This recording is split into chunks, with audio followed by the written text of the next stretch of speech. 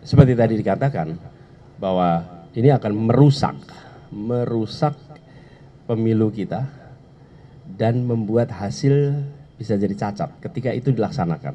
Karena itu jangan lakukan kecurangan, hentikan. Mumpung masih ada 2 hari nih, jangan dikerjakan karena merusak semua. Seperti pertandingan sepak bola yang kemudian segalanya serba diatur sampai skornya diatur.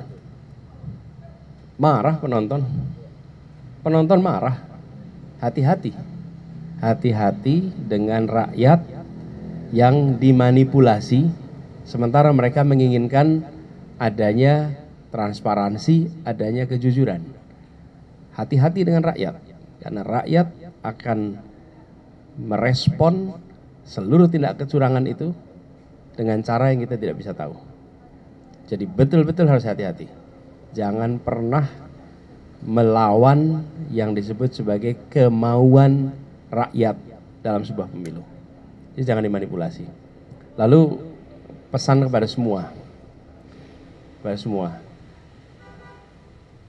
ASN yang terlibat dalam penyelenggaraan, kemudian aparat penegak hukum yang terlibat, juga petugas TNI dan seluruh jajaran, termasuk yang non-ASN, kepala desa dan semuanya. Pemilu ini adalah kesempatan untuk mengubah nasib semua keluarga, termasuk keluarga ASN, termasuk keluarga polisi, termasuk keluarga TNI, termasuk keluarga kepala desa. Ketika keinginan rakyat untuk perubahan itu terjadi, maka perubahan itu akan dirasakan juga oleh semua ASN, oleh keluarga-keluarganya, anak-anaknya yang bisa sekolah murah, anak-anak yang bisa dapat pekerjaan. Jadi perubahan yang dibawa itu berdampak juga kepada mereka. Di sisi lain, ketika ada manipulasi dan orang-orang yang terlibat manipulasi, keuntungannya tidak dapat mereka. Keuntungannya dapat oleh yang mau berkuasa. Jadi diingat-ingat nih, melaksanakan kalau ada perintah-perintah seperti itu, yang dapat keuntungan bukan yang mengerjakan. Yang akan dapat keuntungan itu sekelompok kecil. Tapi kalau kita berikan kepada rakyat kesempatan untuk mengungkapkan apa yang mereka maui lewat pemilu, lalu menjaga suara itu, apapun hasilnya, dampaknya akan dirasakan positif oleh semua. Jadi, dan saya percaya,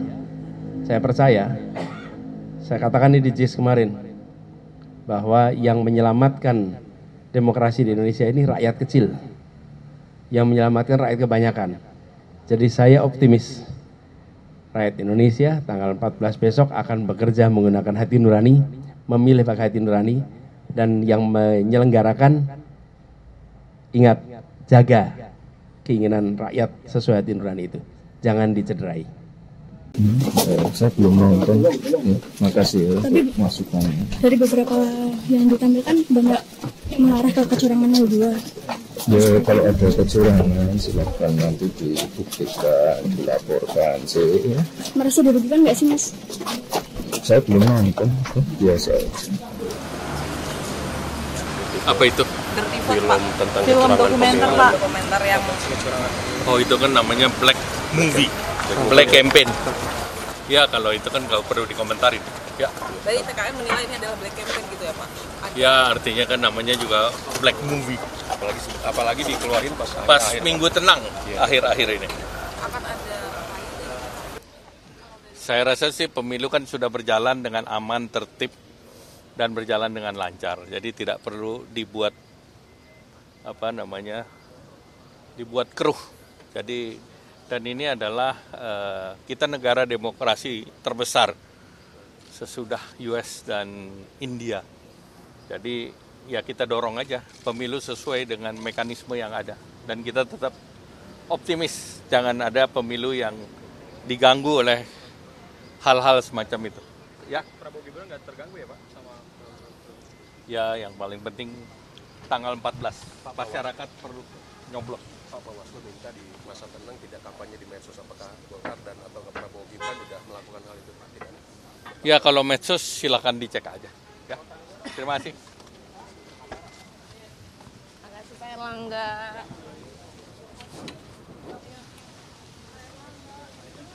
TKN Prabowo Gibran kalau itu usaha untuk menggiring opini di masa tenang ini yang seharusnya tidak dikuasai atau diisi oleh hal seperti itu gitu. Ya itu kan inisiasi dari teman-teman akademisi menyampaikan fakta dan menyampaikan suara-suaranya, suara-suara moral. Dan menurut saya yaitu sebagai bentuk ekspresi ya dari kalangan akademisi menggambarkan situasi demokrasi Indonesia saat ini. Manapun kita kan harus jaga demokrasi ini sesuai dengan mandat reformasi demokrasi itu. Bahwa kita sudah percaya bahwa demokrasi ini harus kita jaga. Tidak boleh ada pelanggengan kekuasaan, menabrak aturan dalam era demokrasi ini. Maka yang disampaikan oleh teman-teman akademisi itu menurut saya itu baik sebagai edukasi kepada publik. Ya, beliau-beliau bukan bagian dari tim sukses dan saya yakin suara beliau tersebut, suara teman-teman akademisi itu bersuara untuk demokrasi Indonesia. Gitu, bukan untuk kandidat calon presiden manapun. Seperti itu. Tapi kalau ya, TKN, mereka menyuarakan kebenaran. Kalau mau TKN Prabowo Gibran isinya sebagian besar fitnah, Bang. Terutama yang soal kepala desa, PJ kepala desa dan juga PJ kepala daerah.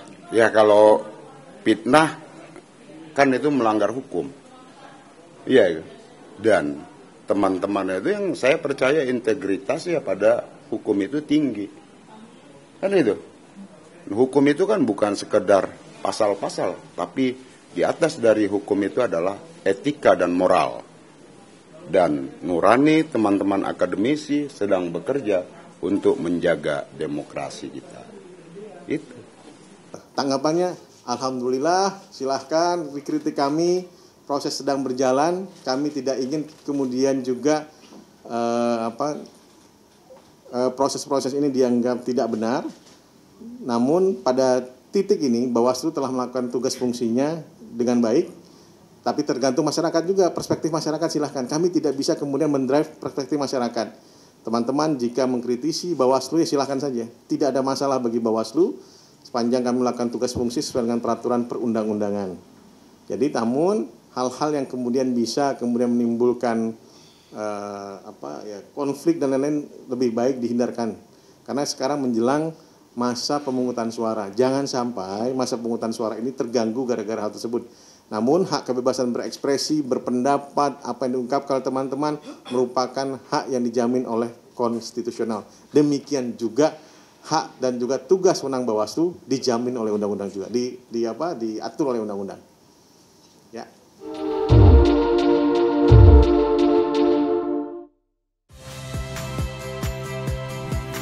Saya Harjuno Pramendito.